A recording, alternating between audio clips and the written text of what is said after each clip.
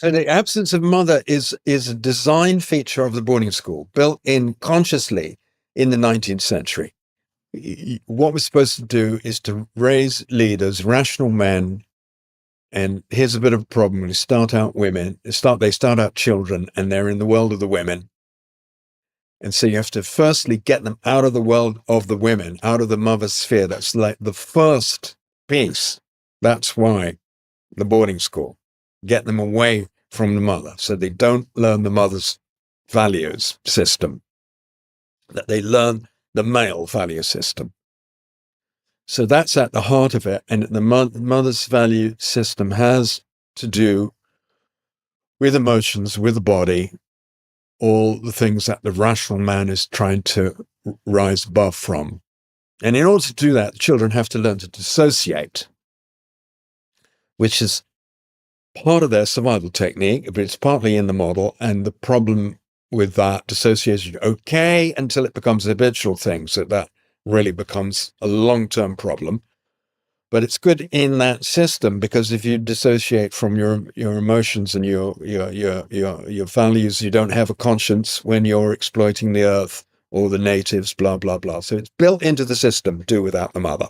Now, it's built into male-female relationships that we're each going to project the ideal opposite gender parent onto the other.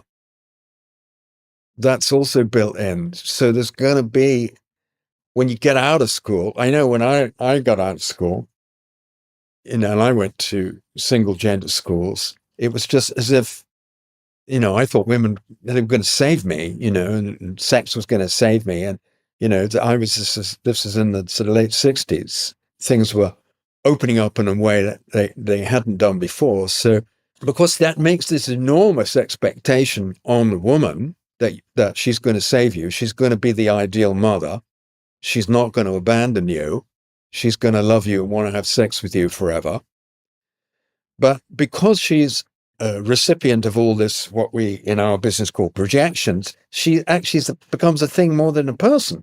It took me a long time to realize that actually, my God, women are people. They have their own needs, And of course, we shut down on all our needs as exporters anyway. The fact that there's this real person with her needs, which are not simply to make things good for me again, was the most incredible disappointment.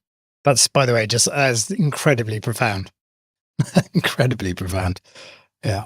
Yeah. So they're people. They're not things. People we find more difficult out of our imagination anyway. They're primed unconsciously, unconsciously.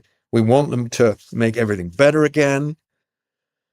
And of course, when they don't, if we're an exporter, it's going to energize our abandonment syndrome. I know I spoke to you about we've got this new book coming out this spring, which is a collection of essays from my students and some colleagues, which I've edited, and I've written an introduction and end chapter and stuff. And one of these is a woman writing about intimate relationships, and she found this great quote from John Bowlby, which I'd never seen before, and where John Bowlby says is that the man who's been abandoned in his past is very likely to do a bit of abandonment in the future, in his marriage, in his relationship. So he is not the one who's getting abandoned again. It's easier to be the abandoner than the abandoned one again. And in that, how many men abandon their women without wanting to actually be the ones who push it to divorce, and then allow the women to be the ones who go, right, I've had enough of this. I'm going to do the divorcing. I'm going to file for divorce. But yet the men turn around and go, it's all her fault.